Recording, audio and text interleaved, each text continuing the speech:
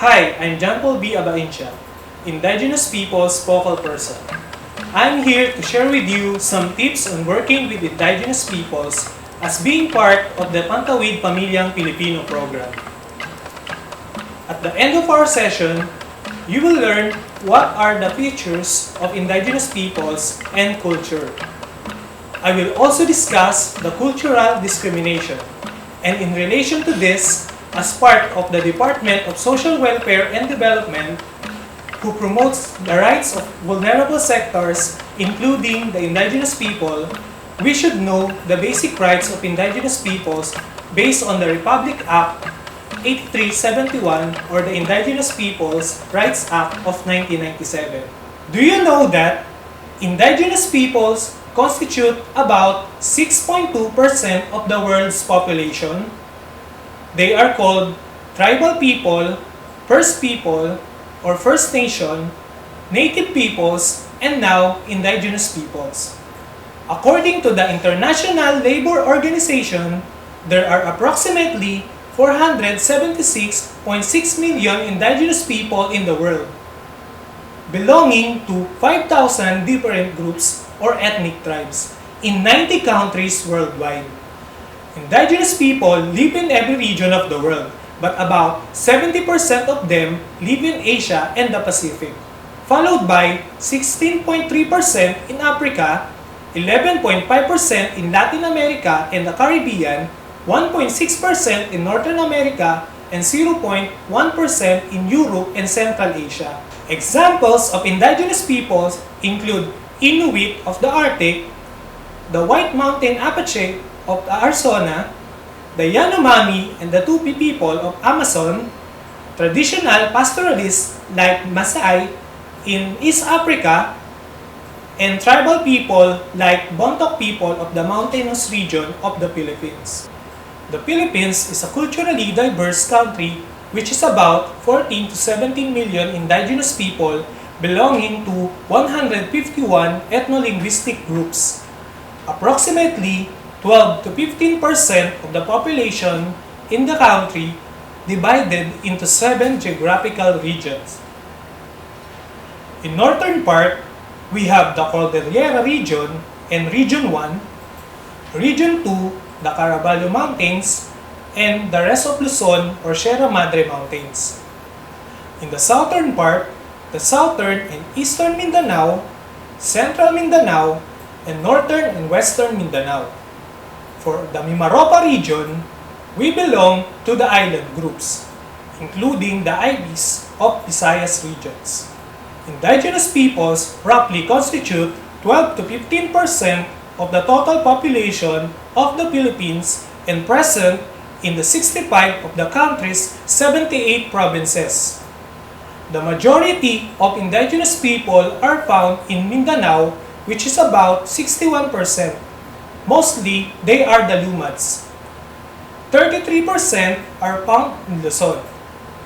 The Mangyans, the Aitas, Igorots, Dumagats, and the Palawan tribes. And 6% in the Visayas, the Ati, and the Tumandok tribes. In our region, as of this year, the total active IP Pantawid beneficiaries is 63,671, which is about 27.69% out of the total active Pantawid beneficiaries of the region. Palawan has the most number of beneficiaries in the region, comprising 68.58%, with the majority of the tribes are Palawan, Cuyonon, and the Tagbanwa. Oriental Mindoro has 15.39%, followed by Occidental Mindoro has 11.52% of the beneficiaries, which the major IP tribes are Mangyan with 10 different sub-tribes.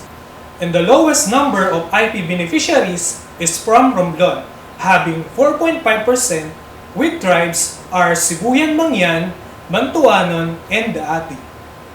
A very small proportion are from Marinduque, in which the beneficiaries were transferred from the other region. For our first topic, who are indigenous peoples? There is no universally accepted definition of Indigenous, though there are characteristics that tend to be common among Indigenous peoples. There are three definitions of Indigenous peoples based on the Republic Act 8371 or the Indigenous Peoples' Rights Act of 1997.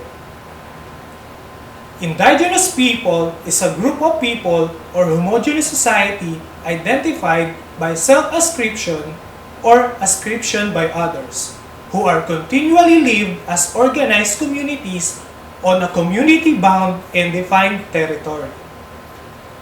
Indigenous people have their own land and territory to which they are tied in numerous ways. Second, those who are under claims of ownership since time immemorial, occupied, possess, and utilize such territories, sharing common bonds of language, customs, traditions, and other distinctive cultural traits. They have their own language, culture, and tradition influenced by living relationship with their ancestral homelands. Today, Indigenous people speak different languages. They have distinctive cultural traditions that are still practiced. And Indigenous people have self-identity as Indigenous. And the last, who have become historically differentiated from majority of the Filipinos through resistance to political, social, and cultural inroads of colonization, non-Indigenous religions and cultures. Indigenous peoples are distinct population relative to the dominant post-colonial culture of the country. They are often minority populations within the current post-colonial nation states. For example, in other countries, in Bolivia and Guatemala, Indigenous people make up more than half of the population. After the features of Indigenous people, we will go now to culture. What is the importance of knowing our culture? There is a saying that a people without knowledge of their past, origin, and culture is like a tree with no roots. It is important to know our culture because the culture is the foundation of all learnings. Culture is the totality of our ways of living. Culture is what teaches us about our beliefs. It influences our daily lives from how we act, what we eat, and even what we wear. Knowing our culture is a way of knowing ourselves and what we believe in. And there is also a saying that our culture, our tradition, our language are the foundation upon which we build our identity. Culture is acquired through interaction with others and through socialization. Socialization is the process of learning to behave in a way that is acceptable to society. Indigenous peoples are among the poorest and the most marginalized sectors of the Philippine society. They experience neglect and discrimination in the provision of basic social services by the government. They experience seasonal to chronic food shortage during the year. A major factor causing food insecurity and poverty among Indigenous people is the loss of ancestral land due to displacement by development project and extractive industries including mining, dams, logging, and natural causes. Many of the ethno-linguistic Indigenous groups in the Philippines experience discrimination, degradation of resource bases, and armed conflict. IP communities generally located in distinct ancestral territories have high rates of unemployment, underemployment, and illiteracy.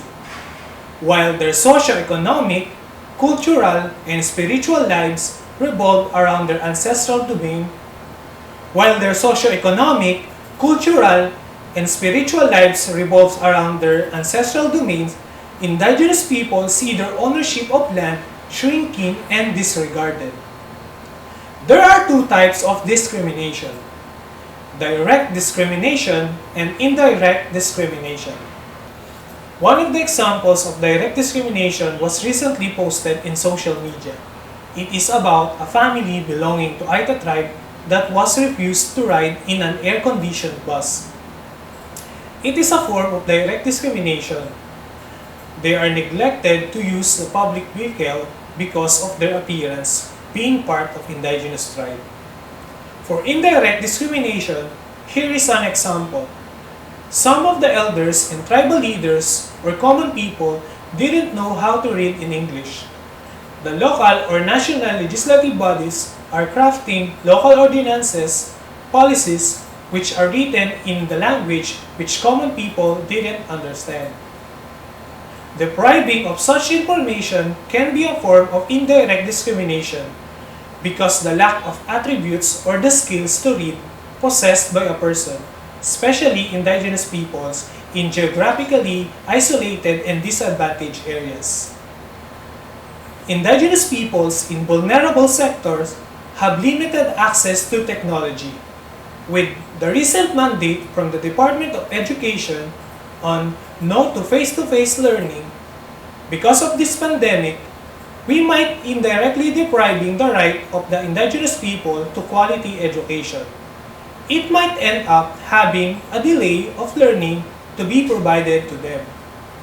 There are cultural practices among us.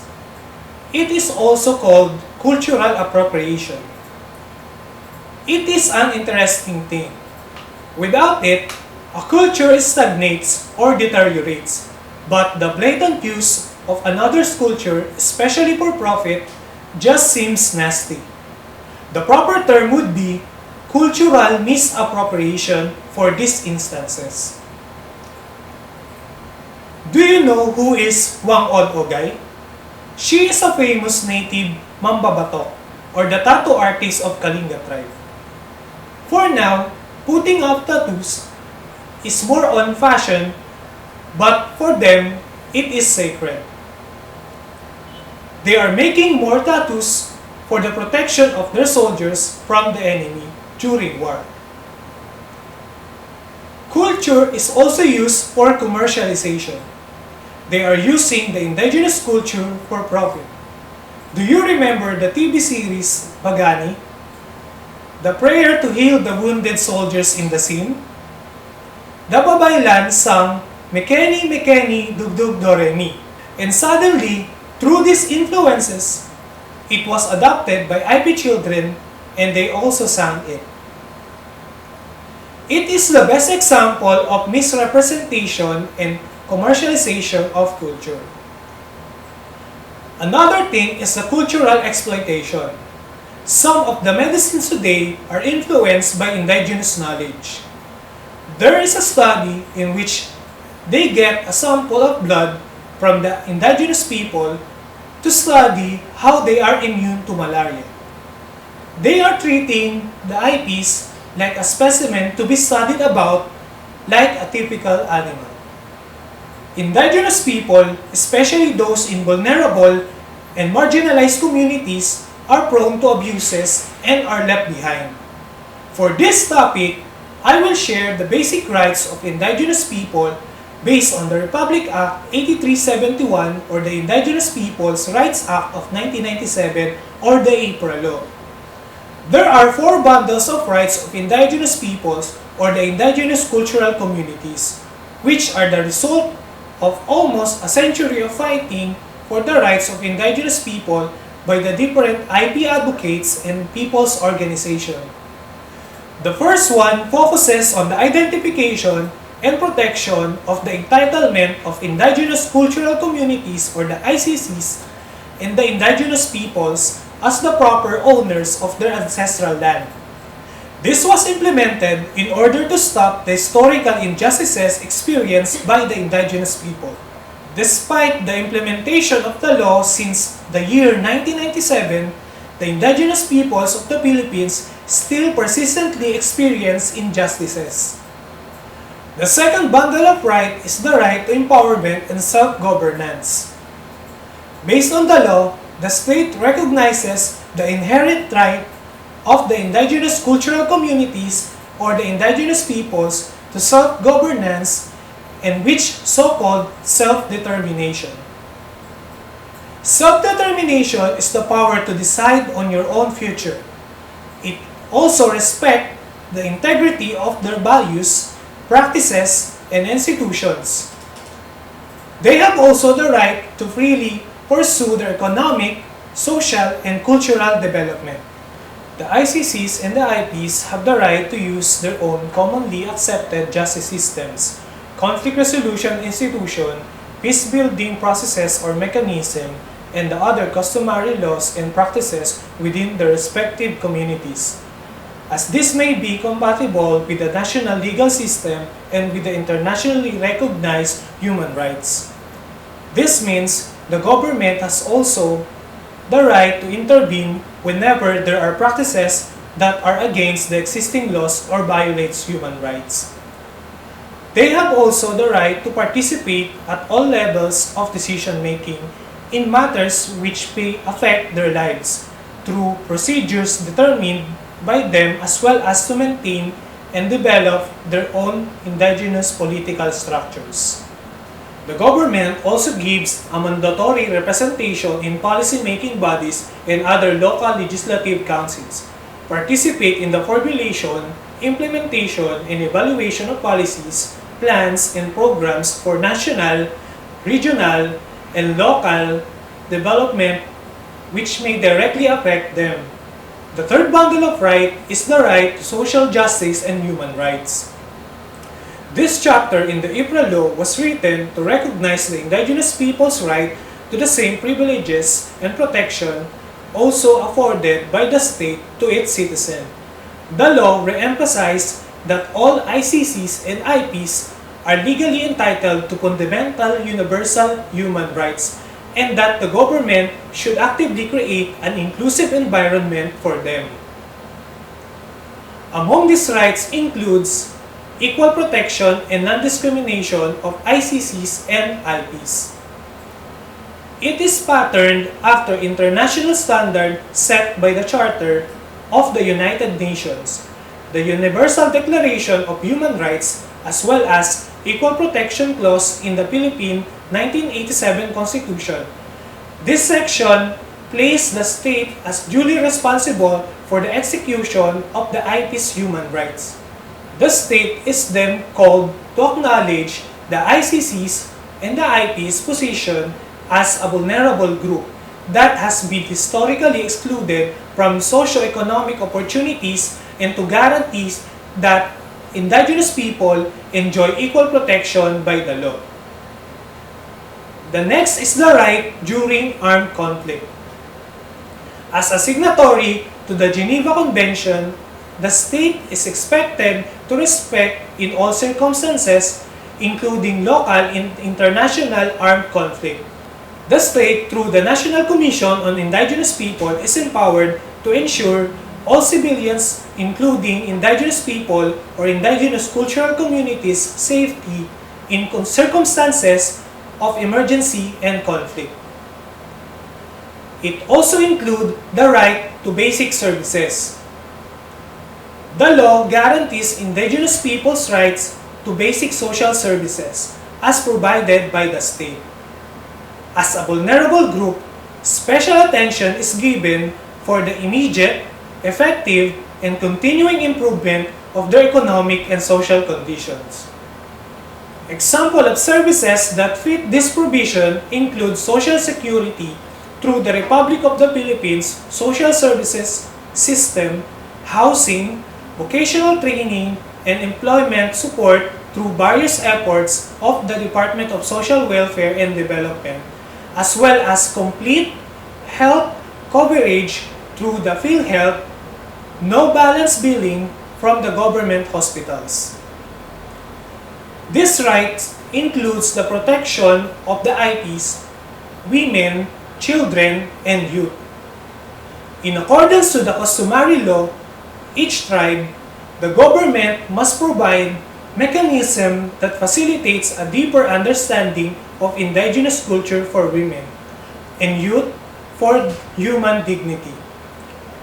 The law ensures the full realization of women and youth rights but requires all mechanisms and programs to be culturally sensitive and relevant to the ICC's or the indigenous people's needs.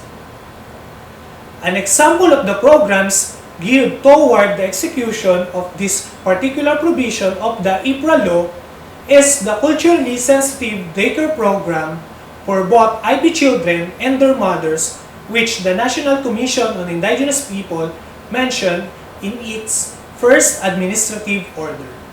The fourth and the last bundle of right is the right to cultural integrity. In a holistic framework, it promotes cultural development and environmental justice by promoting equal rights among local people.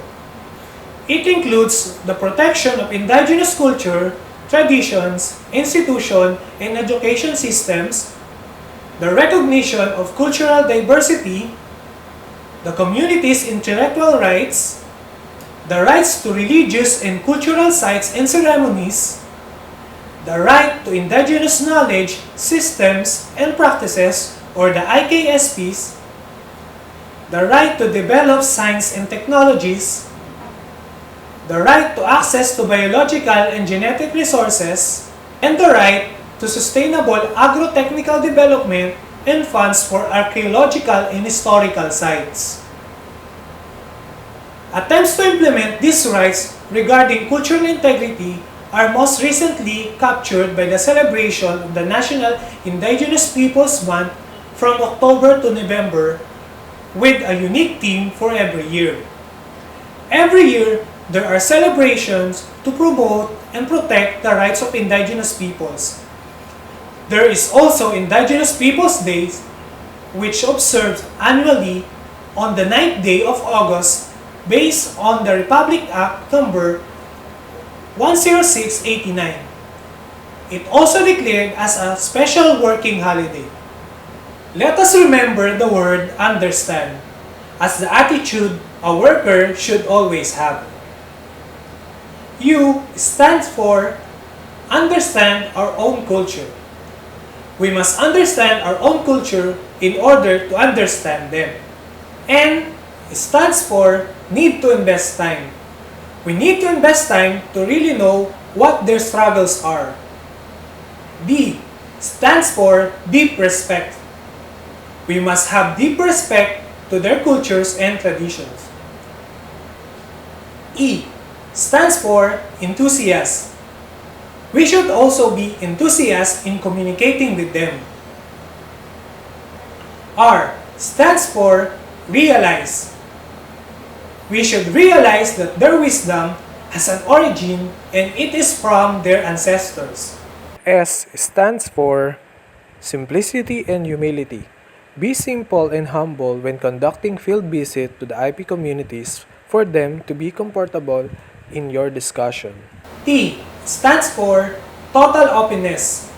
We must have total openness in accepting their living practices but not violate someone's dignity and human rights. A stands for attitude of listening. Don't forget to have an attitude of listening when doing conversation with them. N stands for we need to bring infinite patience. We also need to bring infinite patience when conducting dialogue with them. And last, D stands for don't think your culture is superior. Don't think your culture is superior to them because diversity is not to be compared. It should be respected. To sum it up, we have learned the different features of culture and indigenous peoples. You become aware and heard some examples of discrimination and social marginalization among them. You gain some knowledge in protecting the vulnerable IP groups through knowing the basic rights based on the Indigenous Peoples' Rights Act or the IPRA law, such as the right to ancestral domain, the social justice and human rights, the right to self-governance and empowerment, and the rights to cultural integrity. As a DSWD worker, we have learned how we should work with our IP partner stakeholders and IP beneficiaries. Culture and IP sensitivity are very important for us as DSWD worker because we are working in a region having diverse group of people and communities. We have differences that must be respected and must be cultivated for the other generation to serve as a foundation of their learning. All these steps will serve as our guides in implementation of the program for our Indigenous peoples Pantawid beneficiaries. We are doing this to safeguard their rights and for them as being part of the vulnerable and marginalized sectors of the community. I hope that all of your learnings will be applied as you work with our IP beneficiaries, communities, fellow staff, and program partners. Have a blessed day, everyone. Again, I'm John Paul B. Abainsya, Indigenous Peoples Focal Person, DSWD Mimarota.